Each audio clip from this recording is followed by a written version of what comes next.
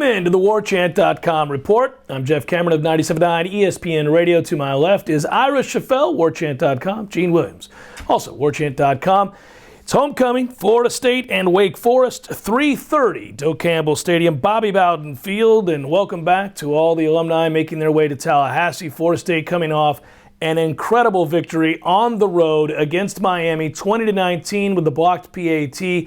That makes 7 wins in a row against the University of Miami. That streak is a thing of beauty and obviously will uplift the hearts and minds of Florida State fans everywhere going into this game. Let's look back, first of all, at that game. Hey, listen, this defense has been much maligned, understandably so. Gene, they hold Miami in the second half to 83 yards and really played a physical brand of football that we hadn't seen all season long. Talk a little bit about this defense and whether or not it's arrived, shown up for the rest of the year, or do we need to hold our horses? Well, there's been a little bit of a lively debate on the Warchant Tribal Council message board about whether this was a function of the fact that, okay, they're only playing Miami, so they got up for that game, or that Miami runs more of a pro style. They don't have that mobile quarterback that's been driving them nuts. But I think really if you look at it closely, it's the eye test thing. Like you said, you saw the physicality, you saw the nastiness, you saw but the swagger out there by that defense. They were hitting guys. Sometimes they were hitting them late, but they were hitting them, which we haven't seen that kind of ferocity all season. So to me, I think this is more of a function the defense took a step up. I like what I see out of this. Of course, the true test will be, can they carry this on to the rest of the season? I think to some extent they will. I still don't think this is going to be a juggernaut defense. They still have some issues on that side of the ball. But, I mean, it's a want-to thing, and I think they had that. And that's something that was missing those first 5 games. We were certainly hoping that you would see a fire from a defense that hadn't shown it, especially in a rivalry game. You had to show up. Is there stuff that they can hang their hat on moving forward that you say, you know what, that translates, that'll work again against Wake, that'll work against Clemson, more importantly, down the line? Well, I think just having the game film, just having the positive reinforcement of showing the players, look, when you do your job, this is what happens. Because sometimes you do your job, that's been the theme. Sometimes when things are going poorly and defensive players start trying to do too much, it's hard to show them a good example because they've been making so many mistakes and they're trying to do things that are beyond what they're asked to do, and that leads to more breakdowns. Having this film and being able to show a cornerback, hey, when you set the edge, this is what happens. When you show a defensive tackle, hey, when you stay in your gap and don't overrun it, this is what happens. I think that positive reinforcement can only help. Yeah, time and again, they were rewarded for that discipline. You're absolutely right, and that shows up on film. I'll tell you what, you want to talk about rewarding. When your quarterback is this kid, DeAndre Francois is a kid that's a work in progress, at least in terms of seeing the field, the whole field, and understanding the complexities of Jimbo's offense. He looks hit and miss there. But his toughness is not in question. His toughness is something that the players can hang their hat on as well. They know when that kid goes to battle with them, he's willing to take a shot to make a play. And time and again in this game, he showed that. I don't care which one of you want to weigh in on this. I'm sure you both do. But that guy right there, I think, won over, if he hadn't already, every Florida State fan I can think of, and certainly his teammates. They went after that guy. You could tell their game plan is like, we were going to beat the snot out of this freshman quarterback. We're going to rattle him. He's on the road. We saw the one true road game he really played against Louisville. He wasn't, the moment was too big for him. I guess Miami was expecting that.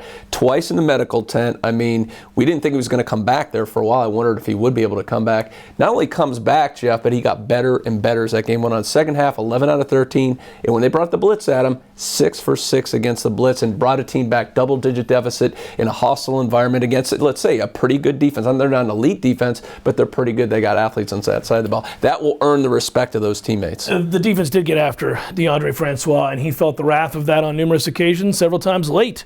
And yet he kept getting up and obviously showed his mettle. And he's a kid, too, that I think when the chips are down, you see him now. We worried about it after the Louisville game. Was his mindset right? His mindset locked in this whole game, even though he was suffering from, obviously, a bruised body. But certainly his mind was right this whole game. Yeah, and you do worry about the cumulative effect of all the hits. I mean, it's the same thing that people in the NFL talk about with Cam Newton, who's obviously a much bigger dude. You just don't want to take unnecessary hits. You're going to get hit some. I think Jimbo Fisher was not happy that the offensive line got him hit a little bit more than they would have liked.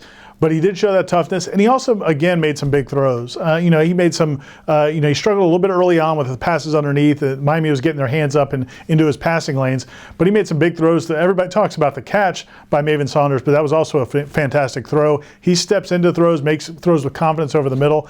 The sky is the limit, man. I mean, he is a very impressive kid. No, he's not Jameis, the gold standard that everybody's going to compare everybody to, but, man, he is super impressive, as any other redshirt freshman quarterback I've seen. Well, and he almost wills it for his teammates there. He wants to win so badly. You can see that, how desperate it is. I mean, if you're a Nole, that's what you want. You want effort. You want to believe that those guys care as much as you care. And there's no question DeAndre Francois cares deeply about whether or not this team wins, whether or not they move the football consistently. He's very tough. He's proven that both mentally and physically. Speaking of the offense, outside of a slow start against Louisville, and they've had quite a few slow starts in actuality this game as well. That can't be overlooked. They've got to get better there. But pretty impressive numbers across the board. First of all, obviously what Dalvin Cook's done, really, of all the Heisman candidates preseason, he's the guy who's now upholding his end of the bargain. McCaffrey hasn't, Fournette hasn't. You look at him, he's a guy who should be in that discussion. But Florida State's offense on the whole, top 30 in yards per play, number 1 in the country in time of possession, number 5 in the country in the red zone, top scoring, top 30 in points per game, despite the fact that they play at incredibly slow tempo. So they're getting the job done. They've been efficient. Yeah, they have really good. And I think it's a good point about Dalvin Cook, because think of those first couple games, you're all like, what's wrong with Dalvin Cook? The fact he's been able to do this the last couple games, Jeff, last 3 games, he has 784 all-purpose yards in 3 games. That's ridiculous. He's running for almost 7 yards a carry. He's running with conviction. I think the offensive line, while they still, I think pass protection has been spotty, I think we're seeing more of a push in the running game. He's getting more holes there, especially they're holding the edges better, letting him get around the edge. So right now it's amazing. If you look at his total yards rushing, which is 785 yards rushing, he's exactly on pace for 1,700 yards, which is what he ran for last year. So he's being Dalvin Cook again, and that helps this offense immensely. Anything surprising about that to you, that they've been able to be able to produce with a redshirt freshman quarterback, breaking him in? The only surprise to me about this offense is the fact that they've done it with this offensive line, the people they've ended up with on the offensive line. Yeah. I did not expect Landon Dickerson, a true freshman, to be the starter at right guard. I thought it would be junior Wilson Bell. And I also didn't think Brock Rubel would come back from last year when he was demoted from the starting job. I didn't expect him to come back. I thought Rick Leonard would win that job and take over. They make that change, I think, in week 3 or week 4 of the season, and since then, that right side has been much more stabilized. They even run to that side of the ball sometimes when they need key runs. That's been the biggest surprise to me. Getting more and more physical every week. Everything seems to be predicated on the run game right now. You got the tight ends blocking as well. The receivers have taken on that role. So it's an identity for Florida State right now. One we've wanted for a long time. The ability to run the ball in short yardage this past game was absolutely huge. Run the clock out at the end of the game. Time and time again. Yeah, they had to get 2 first downs at the end of the game. They were able to do that. When we come back, let's take a look at this week's opponent for homecoming, Wake Forest, on the Warchant.com report. Welcome back to the Warchant.com report. Wake Forest in town, Florida State Wake, 3:30 on Saturday. Don't forget to check Warchant.com's game day page to find out where you can view throughout the country. Listen, I'll be honest, whether it's Wolford or Hinton, this Wake Forest offense is simply dreadful. And you look at some of the numbers, 113th in the country in yards per play. If I look at their passing stats or their running stats, they're both dreadful in the high 100s or low 200. You can work in other teams that don't even play FBS football. It's frightening. They're 5-1, Jeff. They are 5-1. They've played good defense. They've been able to force turnovers. Turnover luck is part of that as well. But obviously, they're elated to be 5-1. This really, to me, guys, and I no disrespect to Wake Forest, but this really should be about this Florida State defense and whether or not they show up with the same vigilance and attention to detail and physicality that we had on Saturday. Yeah, there's no question. Now, you can say that their offense is pretty balanced. They run and pass for about 170 yards a game each way, and against some great competition. They played Tulane and Delaware and Duke, and so it's been a murderer's row there for the Demon Deacons. No, their offense isn't very good. But this is a game where Florida State has to come in and just establish their authority defensively early.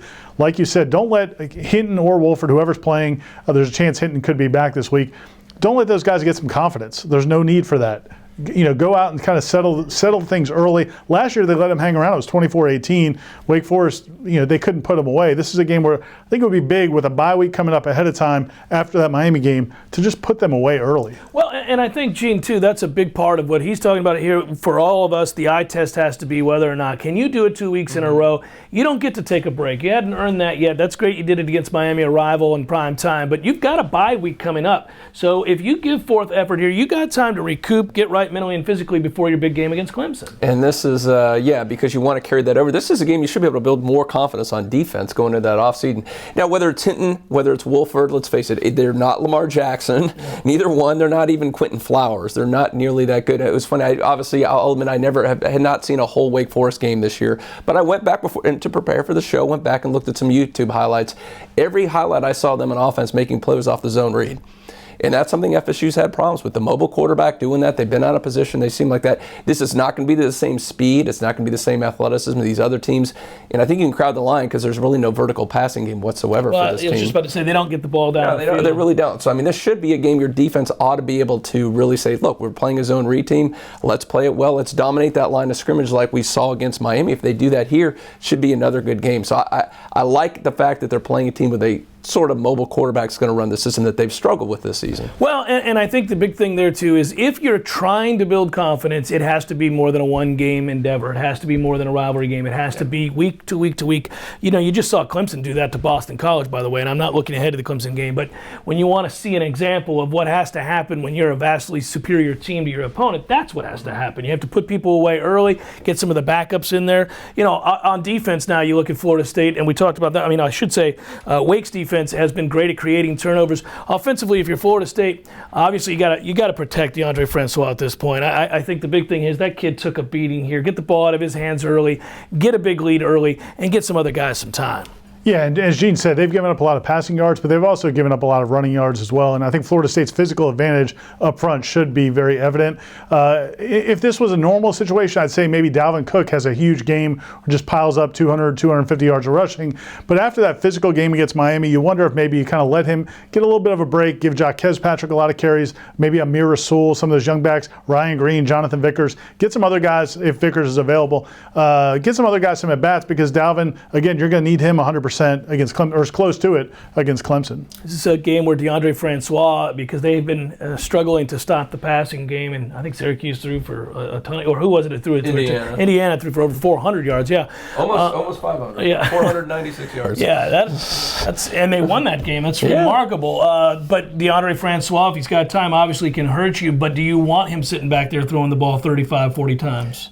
I think they're so overmatched in the secondary. I know Jimbo Fisher's going to see that weakness. He's going to want to take advantage of it. So you do a balanced attack, obviously, but you definitely got to take your chances down the field because I think you pointed out, they're number 92 in pass defense, which obviously isn't great, but when you consider Delaware, which apparently doesn't throw the ball, they threw for 38 yards in the game, you throw that game out, they're maybe the worst in all of FBS in terms of pass defense. When Duke throws for 332, NC State for 327, mentioned Indiana throwing for almost 500 yards, they're obviously very susceptible in pass. None of those teams can pass, obviously, to the level of Florida State or has the receivers that Florida State has. So, yeah, I think this is a game if you wanted to a little bit. I like the thing. Have them throw for about 200 at half and then sit them down, assuming they have a nice lead there. Could be a day for the backups. Could be a great day for the backups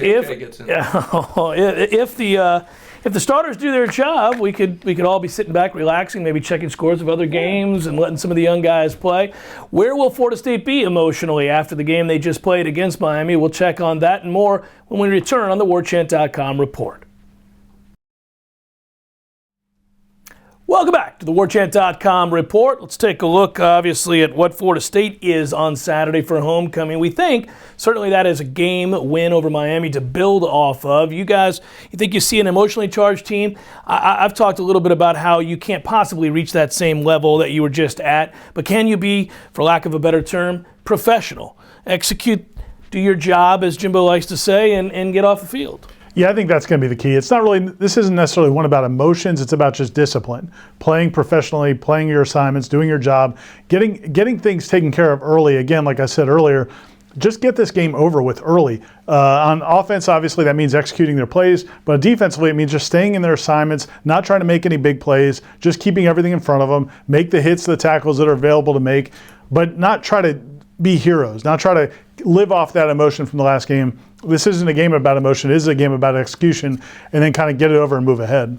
And you get the bye week after that, so if you take care of business, you get a little time to kind of decompress from there. I wonder, Gene, where do you think Miami goes after a game like that? In the past, and this will be an indicator for Canes fans, and I'll let you answer, but if Mark Richt's got things going in a different direction at Miami, it'll be evident in the coming weeks because in the past they've fallen to pieces after losing to Florida State yet again. And it's ripe for it. Look at their schedule. Their next 4 games, they got North Carolina, which we know. I mean, if it's not, they're not playing in a monsoon, that offense can move the football pretty well. They're at Virginia Tech, which suddenly that looks like a loss for them right there, the way Virginia Tech's playing right now. At Pitt, or at Notre Dame, and then a final against Pitt. You can say Notre Dame, but it's up there. You never know. The old Catholics versus convicts, they might get up for that one a little bit. Might be a tough game. I mean, will they go? It looks to me like they're going to go 2-2 in that stretch. I mean, I think if they do any better than that, you say, well, then Rick, maybe he's got things turned around. It's a new thing. But I mean, they put their hearts on the field like FSU did. The good news for FSU is they got Wake in a bye week. Miami then has this juggernaut schedule in October.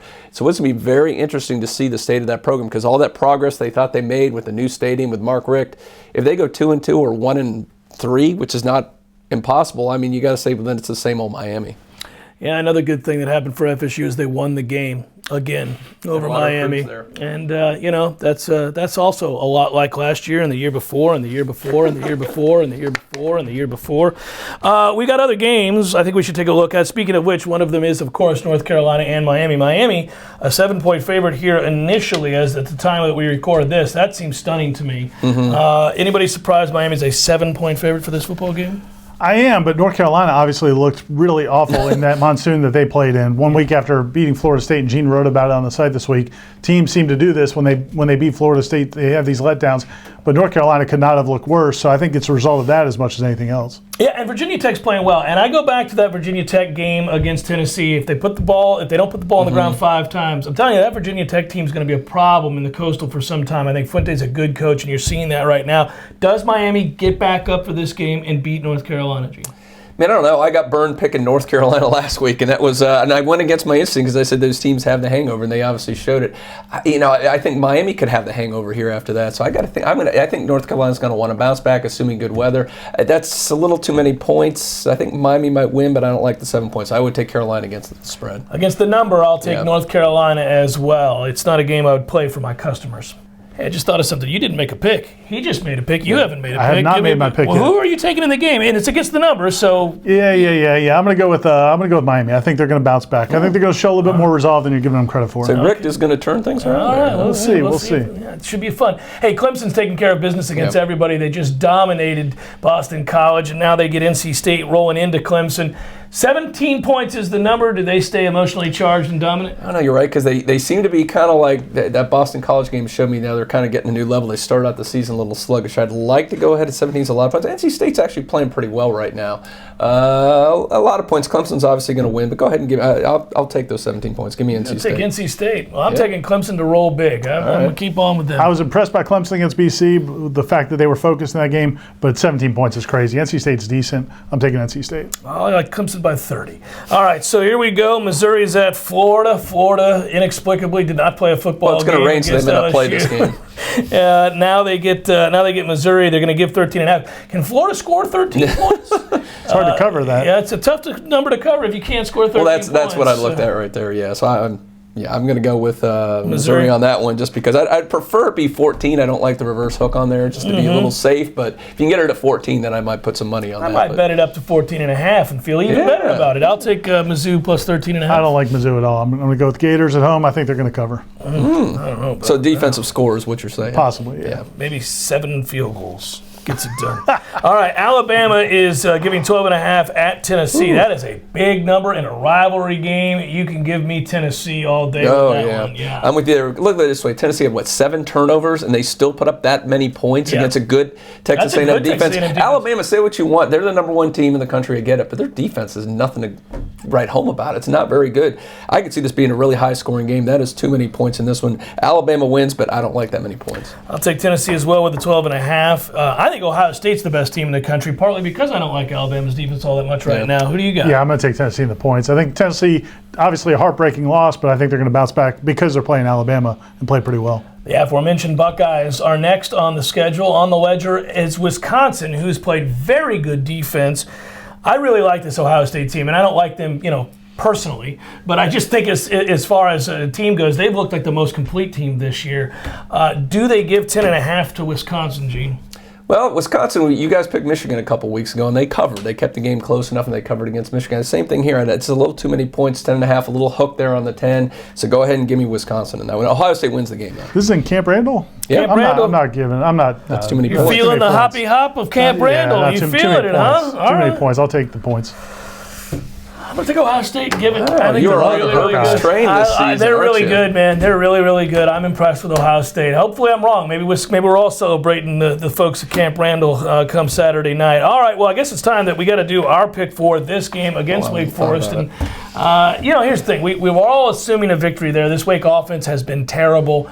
It's hard to imagine. I know the 5-1 record can be deceiving.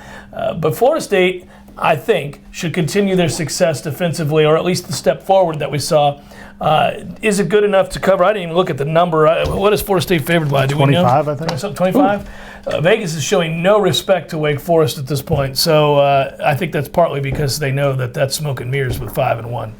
Yeah, I agree with you there. I do think this is a game where Florida State's going to come out a little flatter than you'd like. I think that this is a game where Jimbo's going to keep those starters in longer than people want into the third, and maybe even sensing that frustration. Just feeling like he's not happy because they're not executing, and they're going to leave those guys out there a little bit longer. Just because that seems like that's been this team's DNA for the last year or two. So I think it's going to be. I think Florida State's going to win convincingly, but I couldn't lay 25 points. I'm going to pick Florida State 35-13. I'm kind of with you right there, Ira. It just seems too many points after a big emotional game like this. You're against a team that's been pretty feisty. They're pretty good in the red zone. They play decent defense. So you can see this being kind of a sloppy game. I'm going to pick Florida State by 20 points in this game, 37-17. I think Florida State wins an ugly, methodical game, pull away 31-7. 7 points held, man. Yeah, I think that'd be great for them if they could pull that off. I think that would be. Wake is terrible, man. I can't. It's hard. Going back and watching them, that is just not a very good. I don't think they can block Florida State. But there's not a lot of teams that, again, they played well against Miami, but there's not a lot of teams, based on what we saw in the first 5 weeks, that I would have said this FSU defense could hold anybody to 7 points. They held Charleston Southern to 6 points. Charleston Southern with half their team suspended. Wake Forest and Charleston Southern, very similar. Basically the same. Well, if Wake had 15 suspensions, maybe. The level of athlete is the same at Wake as it is Charleston Southern, and I'm probably insulting Charleston Southern. Listen, the race is to 10, Wake. Can you get to 10? I'll go 31-7. Florida State. For Ira Schoffel, by the way, good job, Ryan Kelly and Gene Williams. I'm Jeff Cameron. Thanks so much for watching, everybody. We'll see you next time.